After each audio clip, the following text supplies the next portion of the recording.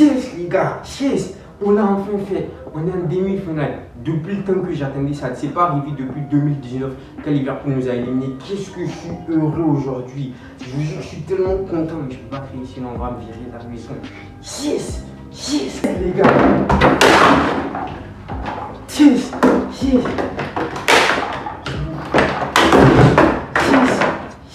Yes les gars. Et je sais que vous me prenez pour un fou à célébrer une qualification en demi-finale. Ton équipe est en demi-finale toi? Oui, je te parle à toi. Oui, toi qui regardes cette vidéo. Je sais que tu es un supporter du Real. Ton équipe est en demi-finale?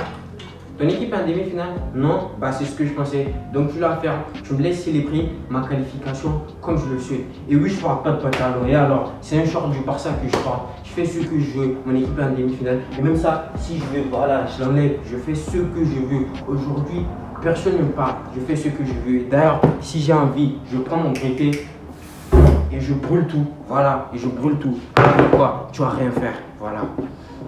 Bon, je pense que je vais aller me calmer.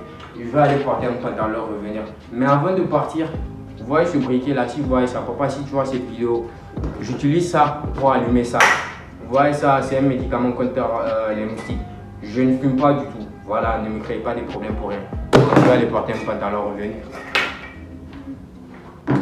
Voilà les gars, je vous jure, vous me voyez célébrer depuis tout à l'heure, vous me prenez pour un fou. Moi je sais pourquoi je suis en train de célébrer. Les Barcelonais, seuls eux, ils peuvent me comprendre. Et d'ailleurs, je vous ai même pas salué. Donc salut à tous, j'espère que vous allez bien. Bienvenue dans cette nouvelle vidéo. Aujourd'hui, on va débriefer des matchs incroyables de cette soirée à Ligue des Champions. Mais avant tout, moi c'est Easy et tous les jours je te parle de foot, que ce soit du Barça, du Real ou du PSG. Donc n'hésite pas à t'abonner, liker et lâcher un commentaire, ça me ferait super plaisir. Let's go! They not like us. They not like us. They not like us. They not like us. They not like us. They not like us. Voilà les gars, c'est bon, je vous jure, vous m'avez vu célébrer depuis tout à l'heure, vous m'avez pris pour un fou. Moi je sais pourquoi j'étais en train de célébrer comme ça. Et tous les autres Barcelonais aussi, ils le savent. Si je vous dis 2019, vous a rappelé de Liverpool, ceux qui nous ont fait vivre. Après ça, il y a Roma qui nous a éliminés aussi. Depuis 2019 jusqu'à aujourd'hui, le Barça n'a pas eu la paix à Ligue des Champions. Le Barça ne s'est pas qualifié en demi-finale. Et aujourd'hui, c'est arrivé, mais c'est pas sans conséquence parce que depuis 2025, le Barça avait une série d'invincibilité jusqu'à aujourd'hui que Dortmund a brisé avec un triplé de Guirassy. Mais il est fou ce gars, c'est un malade. Il m'a fait vivre un cauchemar. Il m'a fait rappeler tous les flashbacks contre Liverpool ou contre la Roma. Comment il est aussi fort ce gars? Et je vous jure, il a marqué un triplé, mais personne ne parle de lui comme si c'était normal de venir en soirée de Ligue des Champions en quart de finale et de claquer un triplé. Il a dit dans une interview, Guirassy, dans une interview, il a dit si c'est Mbappé ou Haaland qui fait la saison qu'il est en train de faire, tout le monde criera au génie, mais comme c'est lui, tout le monde dit que c'est de la chance. Et il a raison, les gars. Regardez le match incroyable qu'il a sorti. Il y en a plein d'entre vous, vous savez que Dortmund a gagné, mais vous ne savez même pas que c'est Guirassy qui a marqué un triplé. Il était tout simplement magnifique ce soir. Et moi, j'ai un truc à dire, les gars. Je pense que les matchs d'aller-retour, on doit les enlever à Ligue des Champions. Ça nique le football. Attendez, vous allez me prendre pour un fou, mais attendez, je vais m'expliquer. Le jour où l'UEFA va décider d'enlever ça, les matchs d'aller-retour, genre disons à partir des quarts de finale, disons que les matchs, ça sera élimination directe. Les équipes vont se donner là à mort, ils vont se donner sur le terrain, ça sera que des matchs incroyables. Vous avez vu le match aller du Barça au Montjuic, le Barça a gagné 4-0 comme si c'était facile, comme si Dortmund c'était une équipe de merde. Tous les Barcelonais disaient ouais, on est déjà qualifié, c'est fini. Vous avez vu ce qu'ils nous ont fait ce soir chez eux. Vous avez vu comment eux, quand ils se sont donnés à fond, ce que ça donne. Donc ça veut dire que le match aller, ils se sont dit peut-être ouais, ils vont jouer à la cool et après le match retour, ils vont essayer de s'imposer. Peut-être c'est ça qu'ils se sont dit et ils ont pris 4 chez nous. Donc vous avez vu que si le Barça n'avait pas réussi à marquer 4 buts, ou bien même si le Barça avait marqué les 4 buts là, si Dortmund chez eux et chez nous, ils ont marqué au moins un but. S'ils avaient marqué au moins un but à Barcelone, ce serait fini du Barça et on ne serait pas qualifié aujourd'hui. C'est la même chose de l'autre côté. Le PSG, ils ont gagné chez eux, ils ont battu Aston Villa et aujourd'hui ils sont allés et Aston Villa les a battus. Mais bon, ça on va en parler après. Pour l'instant les gars, parlons du Barça. C'est quoi ce jeu de merde là? Qu'est-ce qu'ils nous ont fait sur le terrain aujourd'hui? J'arrive pas à comprendre. À la première mi-temps, puait la merde. On était nuls, on était plus que nuls même. On était tout simplement de la merde, du caca. Je ne reconnaissais pas mon Barça. Je ne sais pas ce qui nous est arrivé, mais il va falloir changer ça. Je pense que c'est la fatigue, les matchs accumulés par le Barça. Les joueurs du Barça, ils sont fatigués, ils sont KO. Je ne sais même pas comment ils font pour enchaîner les matchs, malgré tous les matchs qu'ils ont joués dernièrement. Vous avez vu Koundé comment il était aujourd'hui. Koundé, je vous jure, il y a des joueurs du Barça aujourd'hui. Si je parle d'eux, j'aurai des mots de tête. Déjà, Koundé, comment t'as vu? Est-ce que vous avez vu? Je me rappelle d'une action là où il était dans la surface. On lui a fait une passe incroyable. Au lieu de frapper, il décide de contrôler. Résultat, le gardien de Dortmund intercepte la balle. Fermin Lopez, va te faire foutre. Va te faire foutre aujourd'hui. Même si aujourd'hui on a marqué, c'était grâce à toi, tu as fait un centre qui a provoqué un but. Va te faire foutre, Fermin. C'est quoi ce match de merde là? C'est plus Fermin Lopez, c'est Ousmane Lopez. Il est devenu Ousmane Dembélé aujourd'hui. C'est quoi ça? Fermin Lopez, même le dernier match, il nous a fait la même. Il a dribblé tout le monde, il frappe la balle dehors. Aujourd'hui, 2 actions. La première action, il était tout seul contre le gardien, il frappe la balle dehors. Deuxième action, dans la surface, il n'y avait personne sur lui, il frappe la balle dehors. C'est comme si l'esprit de Ousmane Dembélé s'était réincarné à lui. Qu'est-ce que tu nous fais, Fermin? Après, il y a aussi, je vous jure, Flick a été très intelligent. Vous avez vu, si Flick avait décidé de faire tourner, comme l'aurait fait la majorité des coachs, Flick avait décidé de faire tourner aujourd'hui. S'il avait fait ça, mais on serait mort. Heureusement, on a commencé que Pedri à moins. Mais si ce n'était pas ça, on serait foutu aujourd'hui. S'il avait décidé de mettre des joueurs réserves au début du match, vous avez vu comment Dortmund, dès la première mi-temps, ils se sont acharnés sur nous. Je vous jure, je ne reconnaissais plus Dortmund. Je me disais, mais qu'est-ce qui se passe? Qu'est-ce qu'ils sont en train de nous faire? Ils étaient avec Adeyemi qui courait partout, Guirassy qui était partout dans la surface pour marquer.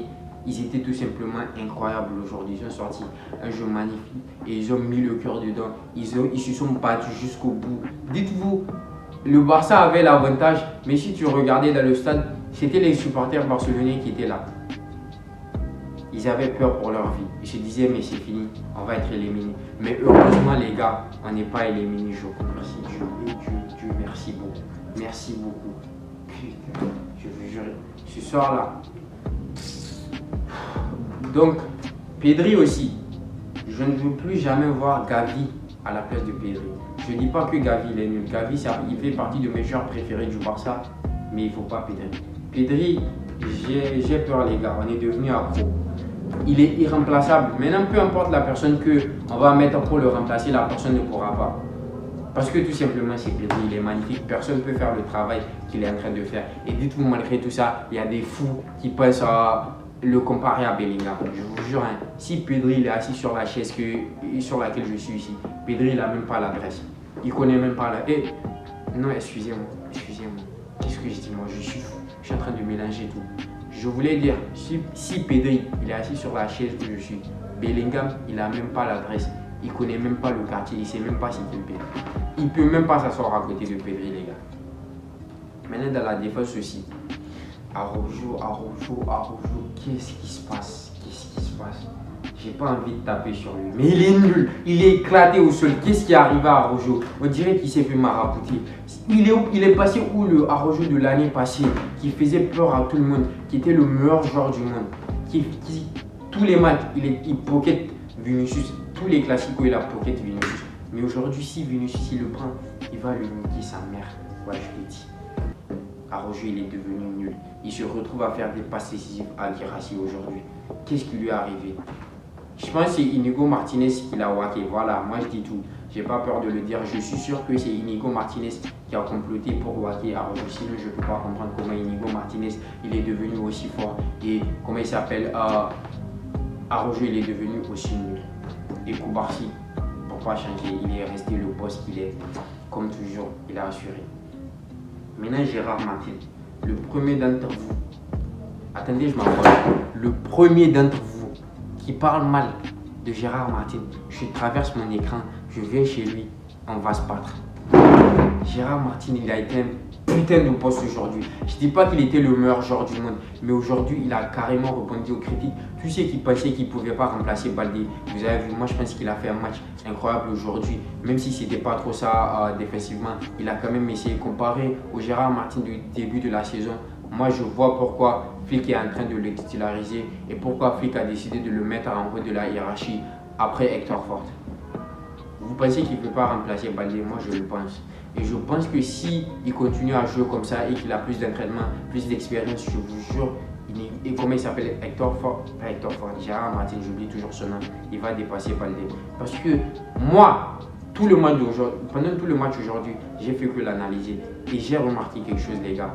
Gérard Martin, il a une qualité de centre. Je pense que c'est pour ça que Flick l'aime. Je vous jure, je l'ai vu faire 2 centres là. Je pense que Baldé, il n'a jamais fait ça de sa carrière. Baldé, tout ce qu'il sait faire, c'est courir, il sait dribbler, ouais. Il dribble, il court, après il centre. Il ne regarde même pas lui, il s'en fout tant que la balle atterrit dans la surface. Mais Gérard Martin, tous les centres qu'il a fait aujourd'hui, c'était pour un joueur spécifique. Et la balle est allée chercher le joueur qu'il voulait. Il a été magnifique aujourd'hui. Maintenant, notre attaque. Allez vous faire foutre tous autant que vous avez été nuls aujourd'hui. Est-ce que le Barça a eu un tir cadré même? Je pense qu'on était nuls. Même le but qu'on a marqué, dites-vous, c'est un contre 50 provoqué par Fermin Lopez. Lamine Yamal, nul. Lewandowski, encore plus nul. Rafinha, il n'est pas nul. Lui, je ne peux pas l'insulter. Il est en train de chercher son ballon d'or. Même s'il est nul, il n'est pas nul. Donc voilà. Et ainsi, Flick qui décide de nous faire un Xavi. Pendant que le match allait à la 65e minute, alors qu'on était en train de gagner, mais Dortmund faisait tout pour remonter, il décide de sortir Lamine Yamal. Alors qu'on sait tous que Lamine Yamal, ça lui, on ne peut pas gagner. J'ai honte les gars, j'ai honte de dire ce que je viens de dire. De dire que sans un gamin de 17 ans, le Barça ne peut pas gagner. Mais aujourd'hui, c'est la réalité malheureusement pour nous. Maintenant, il aurait fait quoi si... Et puis, Flick, avant de parler de ce que je vais parler, mais pourquoi tu ne comprends pas que Ferran Torres et Lewandowski, on ne peut pas les mettre dans la même composition? Ces deux-là ne sont pas compatibles. Voilà. On ne peut pas mettre ces deux personnes. Et aussi, si Lamine Yamal et Pedri ne sont pas sur le terrain, tu ne peux pas mettre Ferran Torres. Ça ne peut pas marcher. J'ai mal au dos, les gars, je vous jure. Je me suis cassé le dos quand j'ai sauté sur la chaise. Donc, je disais, si Dortmund ils avaient égalisé, qu'on serait parti en prolongation, comment on aurait fait? Ça, Lamine Yamal, avec Ferran Torres et comment il s'appelle Lewandowski sur le terrain, on se serait fait éclater.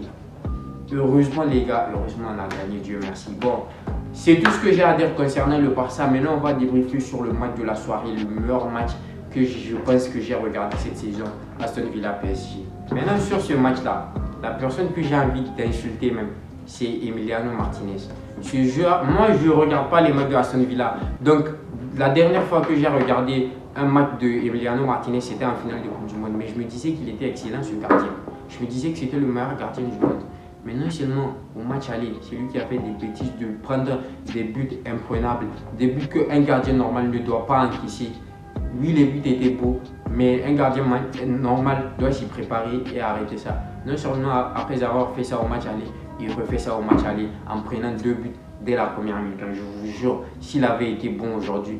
À la deuxième mi-temps, oui, il s'est redressé, il a fait un bon match. Mais s'il avait été comme ça dès le début du match, mais Aston Villa, il se serait qualifié aujourd'hui. Est-ce que vous avez vu comment ils ont fait une remontada aujourd'hui?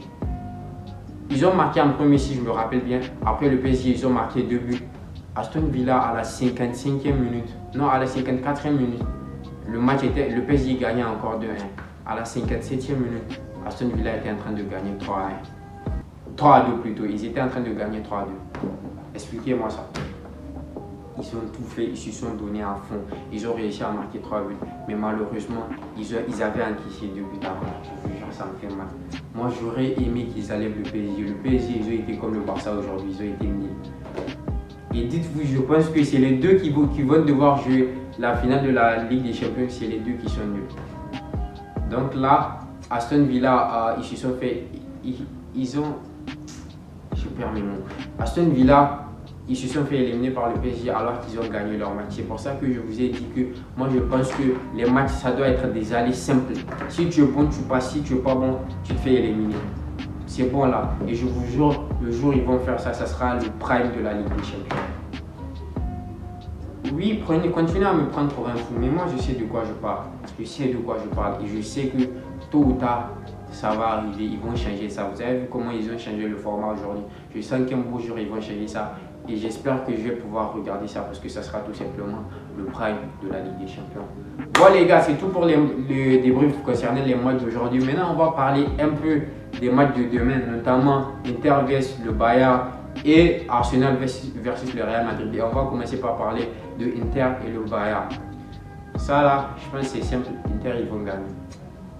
Et malheureusement, si le Barça ne fait pas attention, c'est Inter qui va nous éliminer. Parce que eux là, je les sens. Je sens une odeur de, je sais pas comment vous expliquer, une odeur de anti-Barça. C'est ça. Ces gens, je les ai déjà vu faire un bloc bas. Et quand il te fait un bloc bas, tu as envie de pleurer. Et malheureusement pour nous, le Barça, le style de jeu qu'on ne peut pas battre, face auquel on a le plus de difficultés, c'est les blocs bas. Et Inter, ils vont gérer ça. Donc c'est pour ça que je prie Dieu pour que le Bayern les enlève. Maintenant, concernant l'autre match, attendez que je m'installe correctement. Si, je dis bien si, le Real, ils arrivent à lever Arsenal, vu que je ne peux pas me coiffer, je suis chauve, je n'ai pas de cheveux. Dans tous les cas, vous ne saurez pas. Si le Real réussit à se qualifier, je prends un seau d'eau glacée et je me le verse dessus, devant vous. Il n'y a aucun monde où le Real réussit à se qualifier. Vous avez vu ceux qui sont en train de faire le staff du Real? Pendant que des équipes s'entraînent à fond pour préparer leur remontada, le Real, qu'est-ce qu'ils ont décidé de faire? Ils ont préparé un tifo. Waouh! Ils ont fait une vidéo de motivation. Waouh! Genre, ils ont fait une vidéo de motivation pour motiver leurs gens, pour réussir à faire une remontada. Et bientôt, ils vont faire quoi? Ils vont ramener leur mère, leur femme, leurs copines et même leur plan de cul. Voilà, c'est ça. Ils vont ramener leur plan de cul au stade pour qu'ils aient la motivation. C'est quoi cette merde? C'est du foot. Depuis quand il y a des vidéos de motivation? Qui est-ce qui a déjà vu ça? Faire une vidéo de motivation pour motiver ses joueurs et compter sur un tifo pour gagner. Dans tous les cas, on verra demain. Je ne vais pas trop m'avancer sur le sujet. C'est juste pour introduire le sujet que j'ai parlé de ça. Il n'y a aucun monde où le Real réussit à faire ça. Et même s'il réussit à faire une remontada, ils ne vont pas gagner le match pendant le temps additionnel. Et je vous dis, il y a 0,01% de chance que le Real va réussir à faire une remontada. Et si ça arrive, vous savez comment ça va se passer? Il va avoir un penalty volé. Voilà, Pérez, sa mafia. Il va avoir un penalty volé et Mbappé il sera dans la zone. Mbappé il est le seul qui peut décider si le Real se qualifie ou pas.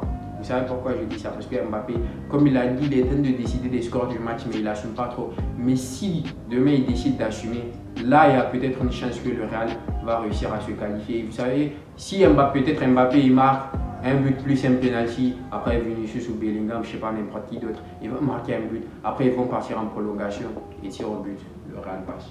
Je pense que s'ils partent au tir au but, on est tous d'accord pour dire que c'est le Real qui va passer. Mais bon, je ne vais pas trop m'avancer sur le sujet, comme je l'ai dit, c'est la fin de cette vidéo. Si vous avez kiffé, likez, abonnez-vous. Et même si vous n'avez pas kiffé, ça ne vous donne pas le droit, likez et abonnez quand même. C'est tout pour cette vidéo. On se dit à demain pour débriefer le match du Real. Let's go les gars, on s'attrape. They not like us. They not like us. They not like us. They not like us. They not like us. They not like us.